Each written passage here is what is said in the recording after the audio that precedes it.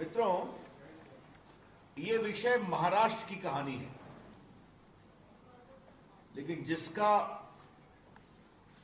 असर पूरे देश की राजनीति पर है। इसलिए भारतीय जनता पार्टी की ओर से राष्ट्रीय स्तर की यह प्रेस कॉन्फ्रेंस पटना में है, क्योंकि मैं अपने क्षेत्र में आया था, तो फिर ये निर्णय हुआ कि मैं पटना से ही प्रेस करूं। लेकिन ये बहुत ही इंपॉर्टेंट विषय है, तो मैं आप लोग का संज्ञान चाहता हूं। मुंबई के पूर्व पुलिस कमिश्नर ने एक चिट्ठी लिखी है मुख्यमंत्री को, उप मुख्यमंत्री को और राज्यपाल जी को, जिसमें उन्होंने कहा है कि महाराष्ट्र सरकार के गृह मंत्री सचिन वाजे, जो कई वर्षों तक सस्पेंडेड थे और सीधा उनको क्राइम ब्रांच का असिस्टेंट इंस्पेक्टर बनाया गया, उनको उन्होंने कहा कि 100 करोड़ रुपए का हमें माहवारी बंदोबस्त करके दो। और इसलिए करके दो कि मुंबई में लगभग 1700 डांस बार हैं, रेस्टोरेंट हैं, तो इससे उगाही करोगे तो 40-50 करोड़ रुपए तो ऐसे ही आ जाएंगे अगर 2-3 लाख सबसे लोगे, और बाकी से तो व्यवस्था करो। इसको लेकर महाराष्ट्र में और देश में बहुत ही हंगामा मचा हुआ है। आज मैं बीजेपी ऑल इंडिया की स्तर से कुछ बहुत महत्वपूर्ण विषय उठाने जा रहा हूं। पहली बात यह बताएं कि सचिन वाजे सस्पेंडेड था। ये बहुत उनके खिलाफ आरोप है एक्सटॉर्शन के, बाकी सबसे अलग विषय। वर्षों तक वो सस्पेंडेड था। उसको कोरोना में अपॉइंट कराया गया वर्षों के बाद, और कहा गया कि क्योंकि कोरोना में पुलिस वाले बीमार पड़ रहे हैं इसलिए इनको लिया जा रहा है। बीजेपी की ओर से पहला सवाल यह है कि उनकी नियुक्ति किसके दबाव में की गई? Under whose pressure this Sachin Vaje, who is supposed to extort money, was reinstated? या शिवसेना का दबाव था, मुख्यमंत्री का दबाव था, या शरद पवार का भी दबाव था? यह हम पहली बात जानना चाहते हैं।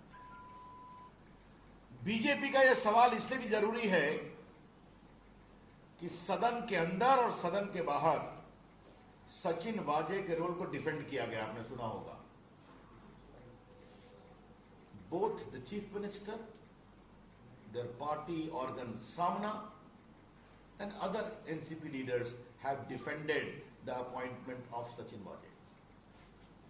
तो जिस व्यक्ति को वहां का होम मिनिस्टर कह रहा है कि तुम्हें 100 करोड़ की वसूली करानी है, जिसका रिकॉर्ड बहुत ही गड़बड़ है, जो वर्षों तक सस्पेंडेड में रहा, 2008 से शिवसेना का मेंबर है, उसको क्यों रिइंस्टेट किया गया?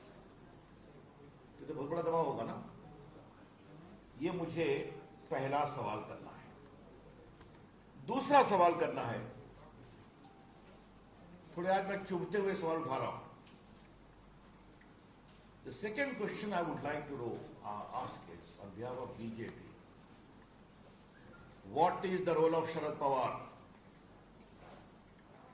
शरद पवार जी वरिष्ठ नेता हैं, लेकिन उनकी भूमिका पर भी बहुत गंभीर संदेह उठ रहे हैं। परमवीर ने, एक्स पुलिस कमिश्नर ने कहा है कि मैं शरद पवार को भी ब्रीफ करता था। क्या ब्रीफिंग होती थी? शरद पवार तो सरकार के अंग नहीं है, आपको मालूम है। शरद पवार ठीक है, बड़े नेता हैं, लेकिन वो कोई गवर्नमेंट के पार्ट नहीं है। तो एक पुलिस कमिश्नर उनको ब्रीफ कर रहा था, और ये भी ब्रीफ किया कि पैसे मांगे जा रहे हैं। तो शरद पवार इतने बड़े नेता, उन्होंने कार्रवाई क्या की? आपको मालूम है ना, 100 करोड़ रुपए का उगाही करना एक्सटॉर्शन होता है। एक्सटॉर्शन एक अपराध है। एक्सटॉर्शन इज एन ऑफेंस, तो अगर शरद पवार को वो ब्रीफ कर रहे हैं तो दो सवाल उठते हैं। पहला सवाल, किस कैपेसिटी में ब्रीफ कर रहे हैं शरद पवार को, जो कि सरकार के पार्ट नहीं है।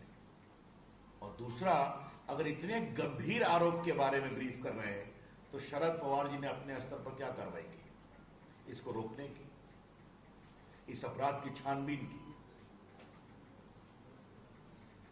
The conspicuous silence of Sharad Pawar after being briefed by the former police commissioner raises a lot of questions. Sharad Pawar की खामोशी बहुत गंभीर सवाल उठाती है। परमवीर पुलिस कमिश्नर रहे। मुंबई एक महत्वपूर्ण स्थान है। उन्होंने उद्धव ठाकरे को चिट्ठी लिखी और यह भी कहा कि हम उनको भी बता रहे हैं। उद्धव ठाकरे की शांति क्या कहती है? वो मुख्यमंत्री है ना। और उद्धव ठाकरे की खामोशी और सदन के अंदर विधानसभा और विधानसभा के बाहर उनका सचिन वाजे को डिफेंड करना, ये और गंभीर सवाल उठाता है। आपको मालूम है पत्रकार मित्रों कि सचिन वाजे की हैसियत क्या है? असिस्टेंट पुलिस इंस्पेक्टर, जिसको क्राइम सीआईडी का इंचार्ज दिया गया। ये भी अपने आप में आश्चर्य है। मतलब एक असिस्टेंट पुलिस इंस्पेक्टर की इतनी कुवत है कि उसको एक तरफ सीएम डिफेंड करता है सदन के अंदर, और होम मिनिस्टर कहता है कि तुम 100 करोड़ रुपया हमें उगाही करके दो। It is indeed a very very serious matter. But a simple assistant inspector of police is sought to be defended by the chief minister inside the house and outside. Normally who does it? The SP? The DSP? The chief minister is defending an assistant police inspector and the home minister is asking him, please extort 100 crore for me every month. ये विषय बहुत ही गंभीर है और जिनकी मैंने चर्चा की है इसकी बहुत ही ईमानदार गंभीर जांच जरूरी है। The BJP would like to demand for an honest, transparent, fair investigation by an outside agency is important. तो इसमें कई की भूमिका की चर्चा होगी। शरद पवार की भूमिका आएगी, पुलिस कमिश्नर की भूमिका आ सकती है, होम मिनिस्टर की भूमिका आ सकती है, मुख्यमंत्री से कई सवालों का समाधान जरूरी होगा। ये कौन जांच करेगा? तो ये बात मुझे कहनी है। चौथा सवाल मुझे उठाना है और ये बहुत इंपॉर्टेंट सवाल है। सचिन वाजे को 100 करोड़ रुपया की उगाही करने की जवाबदारी देते हैं गृह मंत्री। उससे और कितने गंदे काम कराए गए हैं? The BJP would like to know that what more dirty work have been sought to be done through the ugly face of Sachin Waje। ये भी हम जानना चाहेंगे।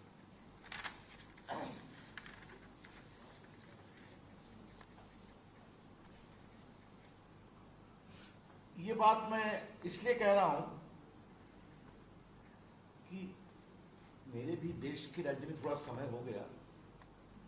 अटल जी की सरकार में मंत्री रहा हूं, अभी मंत्री हूं, लगभग 20 वर्ष से सांसद हूं। मैंने आज तक नहीं देखा कि एक असिस्टेंट पुलिस इंस्पेक्टर को सीएम डिफेंड करे।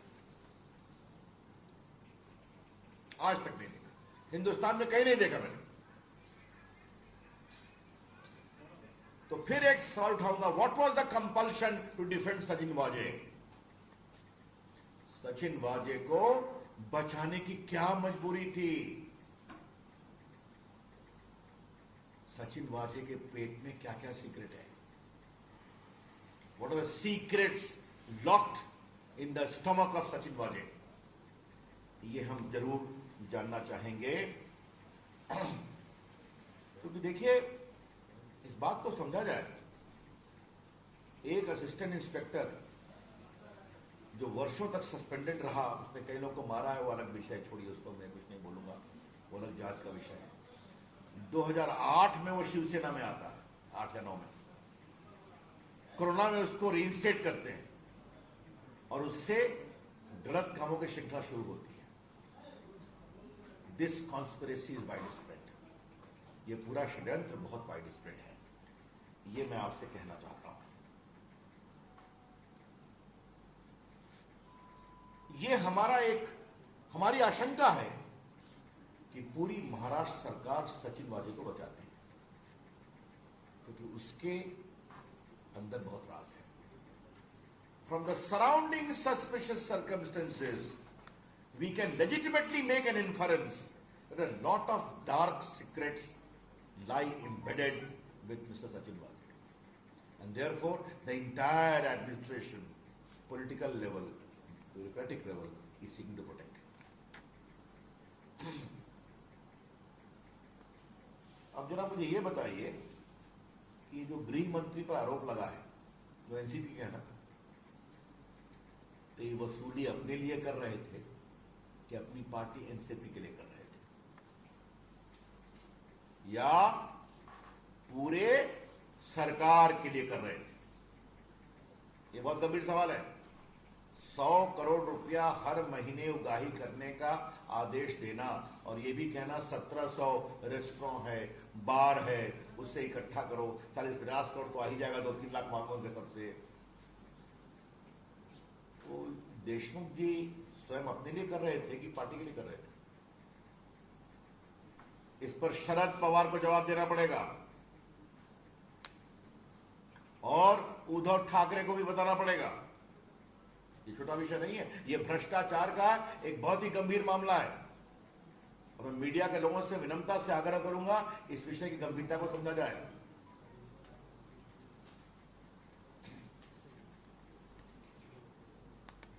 इससे एक और बड़ा गंभीर सवाल उठता है। 100 करोड़ टारगेट था मुंबई से, तो कृपया करके उद्धव ठाकरे, शरद पवार जी बताएं कि पूरे महाराष्ट्र का टारगेट क्या था? You know, Maharashtra is an affluent state of the country, जहां नागपुर है, जहां मुंबई है, जहां पुणे है, जहां जलगांव है, मुझे बताने की जरूरत नहीं वहां कितना अधिक ट्रेड, इंडस्ट्री, कॉमर्स होता है। तो अगर 100 करोड़ का टारगेट खाली मुंबई का है तो पूरे महाराष्ट्र का टारगेट क्या था? यह भी देश को बताना जरूरी है।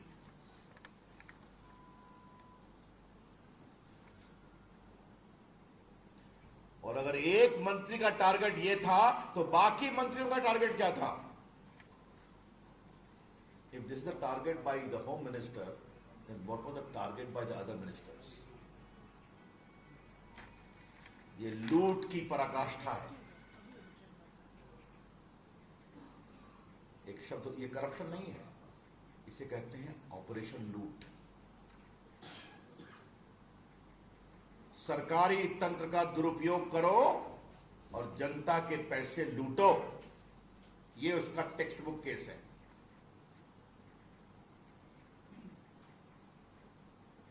आज एक सवाल मुझे उद्धव ठाकरे से भी पूछना है। आप बाला साहब ठाकरे के पुत्र हैं ना, जिन्होंने जय महाराष्ट्र बताया था, और मैं उनकी बड़ी इज्जत करता हूं, संघर्ष के आदमी थे। एक तो आपने बेईमानी की सरकार बनाई सिर्फ कुर्सी के लिए, तो अपने पिताजी के गरिमा पर क्या चोट पहुंचा रहे हैं आप? जय महाराष्ट्र, जहां आप मुख्यमंत्री हैं, वहां करोड़ रुपए की लूट हो रही है। यह सवाल सिर्फ अनिल देशमुख गृह मंत्री के इस्तीफे का नहीं है। उद्धव ठाकरे की सरकार अपना पूरा नैतिक अधिकार शासन करने का खो चुकी है। The BJP would like to emphasize that this is not a case of simple Anil Deshmukh, the Home Minister, but all the questions which I have raised based upon evidence alleged by the Police Commissioner. It is a textbook case where Mr. Uddhav Thackeray's government has lost the moral authority to govern and remain in office even for a day.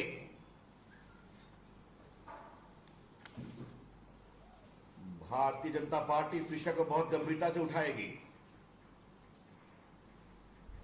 और महाराष्ट्र में सड़कों पे आएगी। ये छोटा विषय नहीं है। क्या कहते हैं? आघाड़ी कहते हैं ना, आघाड़ी, महाआघाड़ी कहते हैं ना, महाआघाड़ी, धन्यवाद। तो इसे कहते हैं लूट की महाआघाड़ी।